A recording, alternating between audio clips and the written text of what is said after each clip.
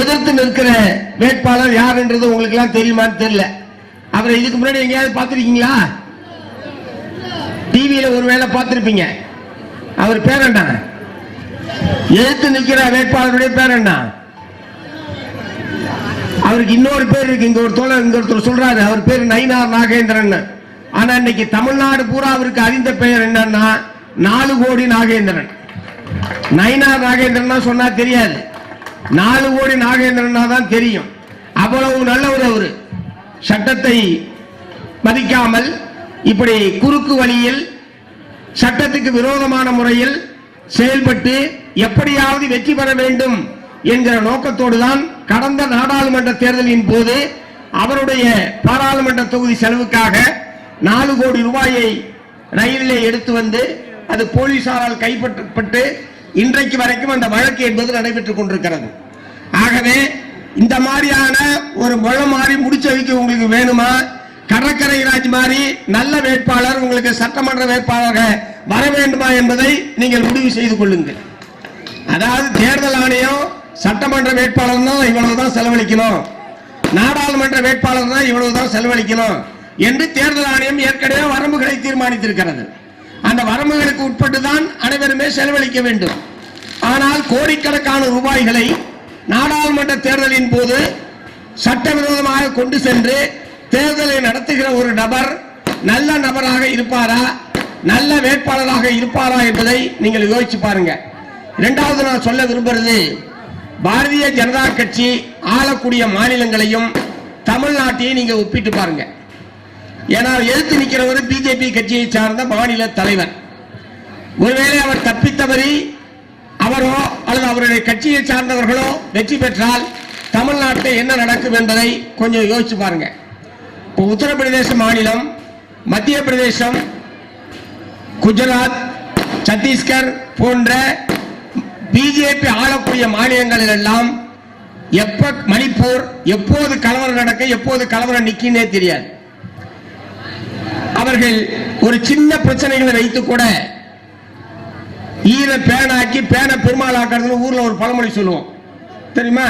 ஈர பேனாக்கி பேனை பெருமாளாக்குறதுன்னு அந்த மாதிரி கோஷ்டி தான் அந்த பிஜேபி கோஷ்டி. உங்களுக்கு எல்லாம் தெரியும், திருப்பரங்குன்றத்தில் தீபம் ஏத்துற பிரச்சனை. தீபம் வந்து கார்த்திகை நட்சத்திரத்தில் ஏத்தியாச்சு.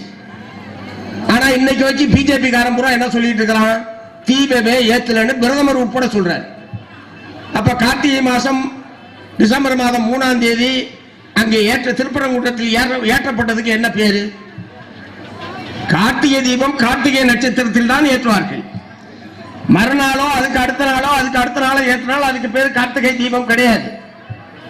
ஆனால் தனக்கு வேண்டிய நீதிபதியை நீதிமன்றத்தில் வைத்துக் கொண்டு அவர்கள் வழக்கமாக ஏற்றப்படுகிற தூணுக்கு பதிலாக வேறொரு தூணிலே தீபத்தை ஏற்ற வேண்டும் என்று ஒரு வழக்கை போடுகிறார்கள். இந்த மாதிரி வழக்கு போடுறது இது முதல் முறை கிடையாது. வெள்ளக்காரன் நம்ம நாட்டு ஆண்ட காலத்திலிருந்தே இந்த மாதிரி வழக்கு நடந்திருக்குது. ஒவ்வொரு முறையும் வழக்கில் தோத்து போயிருக்காங்க. வழக்கமாக ஏற்றுகிற இடத்தில் ஏற்றினால் போதும், புதிதாக ஒரு இடத்தில் ஏற்ற வேண்டிய அவசியம் இல்லை. புதிதாக ஏற்றுவதற்கான காரணங்கள் எதுவும் பொருத்தமான காரணங்கள் எதுவும் இல்லை என்று சொல்லி ஒவ்வொரு முறையும் நீதிமன்றம் இந்த போன்ற மனு போடக்கூடியவர்களுடைய மனுக்களை தள்ளுபடி செய்திருக்கிறது. ஆனால் இந்த முறை இந்த RSS கும்பலுக்கு உதவி செய்யக்கூடிய ஆதரவான ஒரு நீதிபதியிடம் இந்த வழக்கை போட்டு புதிதாக இன்னொரு தூணில் தீபத்தை ஏற்ற வேண்டும் என்று அவர் உத்தரவு போடுகிறார். தீபம் தான் ஏத்தியாச்சையா. இரண்டாவது, ஏற்கனவே 2 நீதிபதிகள் எல்லாம் இந்த மாதிரி புதிதாக ஒரு இடத்தில் தீபத்தை ஏற்ற வேண்டிய அவசியம் இல்லை என்று மனுக்களை தள்ளுபடி செய்திருக்கிறார்கள். இதே சென்னை உயர் நீதிமன்றத்தில். அதெல்லாம் இந்த நீதிபதி தெரியாதவர் அல்ல. 2 நீதிபதி சேர்த்து அது தப்புன்னு சொல்லிட்டாங்கன்னா அதுக்கு மேற்கொண்டு 3 நீதிபதியோ 5 நீதிபதியோ கிட்ட தான் வழக்கு போகணுமே தவிர மீண்டும் ஒற்றை நீதிபதி சொல்றது செல்லுபடி ஆகாது.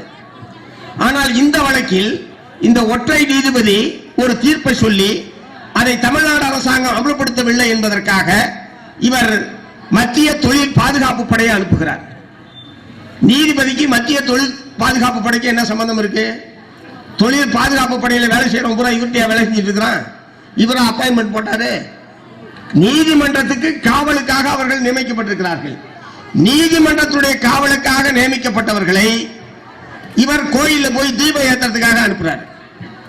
ஆனால் நம்முடைய தமிழ்நாடு அரசாங்கம், திரு மு.க. ஸ்டாலின் அவர்கள் தலைமையிலான தமிழ்நாடு அரசாங்கம் நீதிமன்றமே உத்தரவிட்டாலும் வழக்கமாக ஏற்றப்படுகிற இடத்தில் தீபம் ஏற்றப்பட்டாகிவிட்டது, புதிதாக வேறொரு இடத்தில் ஏற்ற வேண்டும் என்கிற நீதிமன்ற தீர்ப்பை நாங்கள் அமல்படுத்த மாட்டோம் என்கிற உறுதியான நிலைப்பாட்டை தமிழ்நாடு அரசாங்கம் எடுத்தது. ஏன் அத்தகைய நிலையை எடுக்க வேண்டிய நிலைமை வந்தது? அவர்கள் சொல்லக்கூடிய இன்னொரு தூணுக்கு அருகில் தர்கா என்பது இருக்கிறது. ஆகவே இவர்கள் போனார்கள் என்று சொன்னால் அவர்கள் தீபம் மட்டும் ஏற்ற மாட்டார்கள், தீபம் ஏற்றுகிறோம் என்கிற பெயரில் தர்காவை அவர்கள் இடித்து தள்ளுவார்கள். அப்படி ஒரு சம்பவம் நடைபெற்றிருந்தால் இஸ்லாமிய மக்களுக்கும் இந்து மக்களுக்குமான மிகப்பெரிய கலவரம் என்பது திருப்பரங்குன்றத்தில் மட்டுமல்ல, தமிழ்நாட்டில் பல இடங்களில் அத்தகைய நிலைமை என்பது உருவாகி இருக்கும். அதைத்தான் அவர்கள் எதிர்பார்த்தார்கள். எச் ராஜா என்கிற பிஜேபி தலைவர் என்ன சொன்னார்? எப்படி அங்கே குஜராத்தில் அயோத்தியில் கலவரத்தை நாங்கள் உருவாக்கிறோமோ அதை போன்ற தென்னிந்தியாவினுடைய அயோத்தியாக திருப்பரங்குன்றத்தை மாற்றுவோம் என்று பகிரங்கமாக மிரட்டல் விடுத்தவர் எச் ராஜா அவர்கள். அதை புரிந்து கொண்டுதான் மாண்புமிகு முதலமைச்சர் அவர்கள் உயர் நீதிமன்றமே உத்தரவிட்டாலும் நாங்கள் அதை நடைமுறைப்படுத்த மாட்டோம், விளைவுகளை எதிர்கொள்ள தயார் என்று சொல்லி கம்பீரமாக நம்முடைய முதலமைச்சர் அவர்கள் உறுதியாக நின்றார்கள். அதனால்தான் இன்றைக்கு தமிழ்நாடு அமைதியாக இருக்கிறது. ஆகவே இப்படி சின்ன தீபம் ஏற்றுகிற பிரச்சனையை நான் ஏற்கனவே சொன்னேன் அல்லவா, ஈரை பேனாக்கி பேன பெருமாளாக்குறது இதுதான். தீபம் ஏற்றியாச்சு, அடுத்த வருஷம் ஏத்து. இப்ப நம்ம வீடுகளில் ஏற்றுறோம், ஒவ்வொரு சிவன் கோயிலையும் ஏற்றப்படுகிறது, முருகன் கோயில்களில் ஏற்றப்படுகிறது, நம்ம வீட்டு திண்ணையில பூரா ஏற்றுறோம். ஏதாவது பிரச்சனை இருந்ததா? இவ்வளவு காலம் தீபம், கார்த்திகை தீபம் தமிழ்நாடு முழுவதும் இந்திய நாடு முழுவதும் கொண்டாடப்படுகிறது, எங்கேயாவது பிரச்சனை இருந்ததா? இவங்க வந்தானுவ பிரச்சனையை உருவாக்கிட்டானுவோ. அப்படிப்பட்ட கட்சி தான் பாரதிய ஜனதா கட்சி. அவர்களிடம் அதிகாரமும் கிடைத்தால் என்ன செய்வார்கள்? அதிகாரத்தில் இல்லாத போதே தனக்கு வேண்டிய நீதிபதியை வைத்துக் கொண்டு, நீதித்துறையை கையில் வைத்துக் கொண்டு தாங்கள் விரும்பிய கலவரத்தை உருவாக்குவதற்கு அவர்கள் திட்டமிட்டு முயற்சிக்கிறார்கள். இதோடு அதிகாரமும் சேர்ந்தால் என்ன ஆகும்? கற்பனை செய்து பாருங்கள். இங்கே வேட்பாளராக போட்டியிடுகிற இந்த நபர் உட்பட, இந்த 4 கோடி நாகேந்திரன் உட்பட திருப்பரங்குன்றத்தில் தீபம் ஏற்றுகிற பிரச்சனையில் மாதக்கணக்காக அங்கே குடியேறி கலவரத்தை உருவாக்குவதற்கு திட்டமிட்டவர் தான் இந்த 4 கோடி நாகேந்திரன் என்பதை நீங்கள் மறந்துவிடக் கூடாது. அப்படிப்பட்ட நபருக்கு தப்பித்தவரை கூட நீங்கள் அவருடைய டெபாசிட்டை காலி செய்ய வேண்டும். அதுதான் தமிழ்நாட்டு மக்கள் அவர்களுக்கு கொடுக்கக்கூடிய உண்மையான பதிலடியாக இருக்கும். டெபாசிட் காலி செய்ய வேண்டும். உங்களுடைய அரசியலுக்கு கடுகளவும் தமிழ்நாட்டு மக்கள் இடம் தர மாட்டார்கள். உங்களுடைய கலவர அரசியலுக்கு தமிழ்நாட்டிலே இடம் கிடையாது. இங்கே மதச்சார்பின்மை என்பது நம்முடைய அரசியல் சாசனம் மிக முக்கியமான கோட்பாடு. அவரவர் விரும்பிய மதத்தை பின்பற்றுவதற்கும் அவரவர் விரும்பிய கடவுளை வணங்குவதற்கும் இந்திய அரசியல் சாசனம் நம் நாட்டு மக்களுக்கு உரிமையை வழங்கி இருக்கிறது. உங்களுக்கு விநாயகரை பிடித்தால் விநாயகரை நீங்கள் வழங்கலாம், முருகனை பிடித்தால் முருகனை நீங்கள் வழங்கலாம், இயேசுவை பிடித்தால் நீங்கள் இயேசுவை பின்பற்றலாம், இஸ்லாமிய மத விரும்பினால் நீங்கள் அதை பின்பற்றலாம். இதற்கான மத சுதந்திரத்தை, மத வழிபாட்டு சுதந்திரத்தை இந்திய அரசியல் சாசனம் நம் நாட்டு மக்களுக்கு வழங்கி இருக்கிறது.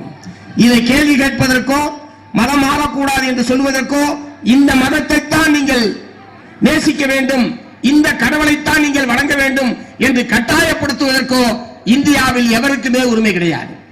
விரும்பினால் இந்த மதத்தில் இருக்கலாம், விருப்பமில்லை என்றால் வேறொரு மதத்தை மாற்றிக் கொள்ளலாம், பௌத்த மதத்துக்கு மாறலாம், மற்ற மதத்துக்கு மாறலாம், அதற்கு சட்டம் இடம் தருகிறது. ஆனால் இந்த RSS பிஜேபி கும்பல் என்ன சொல்லுகிறது? இந்துக்கள் மட்டும்தான் இந்த நாட்டிலே வாழ வேண்டும், இதர மதத்தை பின்பற்றுகிறவர்கள் இந்த நாட்டிலே வாழ்வதற்கு உரிமை படைத்தவர்கள் அல்ல என்று அவர்கள் பிரச்சாரம் செய்கிறார்கள். அப்படி என்றால் இந்த நாட்டிலே பிறந்து வளர்ந்து இங்கே தொழில் செய்து வாழ்ந்து கொண்டிருக்கக்கூடிய மக்கள் அந்நிய நாட்டவர்களா?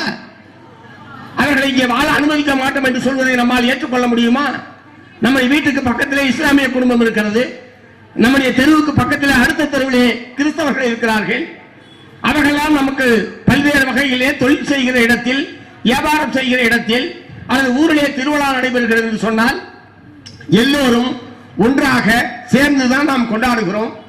அவர்களை திடீரென்று இவர்கள் வந்து அவர்கள் எல்லாம் அந்நியர்கள், வேற்று மதத்தை சார்ந்தவர்கள் என்று நம்முடைய பெருமனையை உருவாக்க முயற்சிக்கிற போது நாம் அனுமதிப்போமா?